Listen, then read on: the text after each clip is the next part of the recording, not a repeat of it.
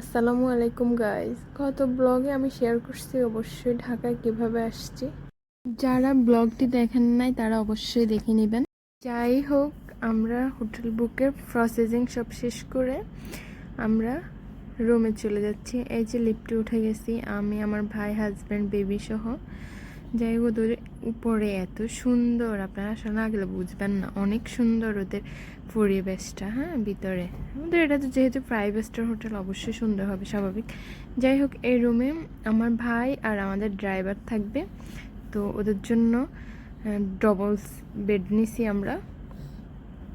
এখানে হচ্ছে আমরা এয়ারপোর্ট ভিউটা নিছি, ওরা আমাদেরকে চুজ করতে বলছে কোনটা নিব, সিটি ভিউ নাকি এয়ারপোর্ট ভিউ। আমরা বলছি আমরা এয়ারপোর্ট ভিউটা নিব। যাই হোক, আমাদের এয়ারপোর্ট ভিউটা দিছে।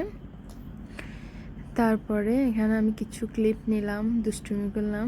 যে আমার ভাই, এটা আমার বেবিকে এখানে বসায়, তারপর আমার রুমে চলে আসলাম। এটা হচ্ছে আমার রুম। এই রুমটা অনেক সুন্দর, আসলে এখানে যতবার যাবেন ততবার যাইতে ইচ্ছা করবে, অনেক সুন্দর। যাই হোক, আমি রুম ট্যুরটা দিয়ে দিলাম, আপনারা দেখে নেবেন। ওদের ওয়াশরুমটা অনেক সুন্দর ছিল। আর আরেকটা কথা শেয়ার করি, আমি কখনো কোনো হোটেলের বাথটাব ইউজ করি না, বাট ওদেরটা অনেক সুন্দর লাগছে, সেজন্য ইউজ করছি।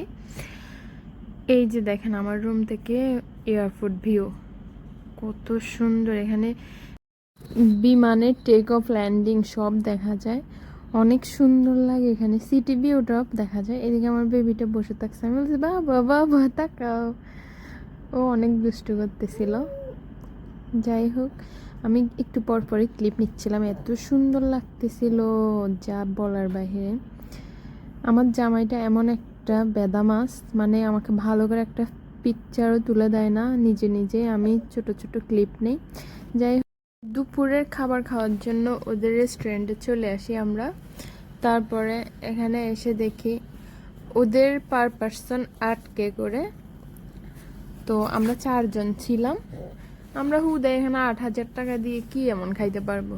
আমরা যে মানে আমি তো খাইতেই পারি না তেমন, বেবি নিয়ে আমার তেমন রুচিও নয়, হুদাই টাকাগুলো লস হবে, সেজন্য আমরা এখান থেকে বের হয়ে যাই।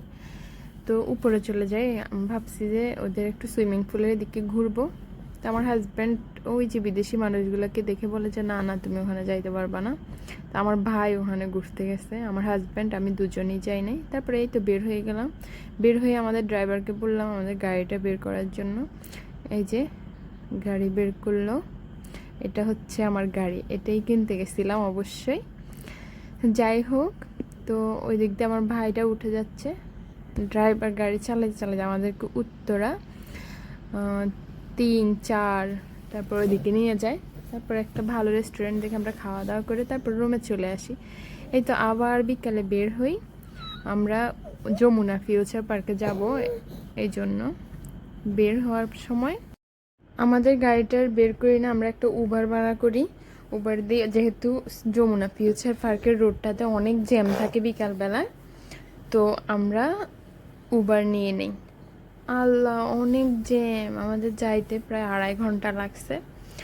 2.5 ঘন্টা পার করে, অনেক জ্যাম জট পার করে তারপরে আমরা, অনেক জ্যাম জট দেখে আমরা 300 ফিটের ওই দিক দিয়ে যাইতে বলি ড্রাইভার আঙ্কেলকে।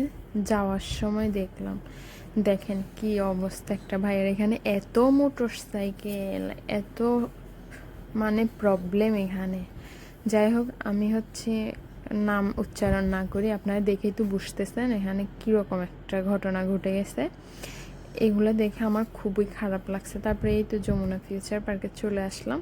এসে আমার এই টুনটুনির সাথে দেখা, আমি এই টুনটুনিকে দেখে অনেক অবাক হয়ে যাই। এই টুনটুনির বিহেভিয়ার অনেক ভালো। আমি আসলে দূর থেকে ওর বাবা মাকে দেখে মনে করতাম কেমন যেন, আসলে ওনাদেরও বিহেভিয়ার অনেক ভালো, অনেক ভালো লাগছে আমার। তবে মেয়েটাকে দেখে আমার খুব পরাণ পড়ছে, একদম ছোট, মনে হয় 2 বছর একটা বাচ্চা। যাই হোক, শপিং টপিং করে আমরা চলে আসছি। এখানে প্রায় 45,000 টাকার শপিং আমার ভাই, আমি, আমার হাজব্যান্ড সহ করছি। আমার জন্য প্রায় 30-35 হাজার টাকার শপিং করে ফেলছি। যাই হোক, এখানে আল্লাহ হাফেজ আজকের জন্য, সবাই ভালো থাকবে।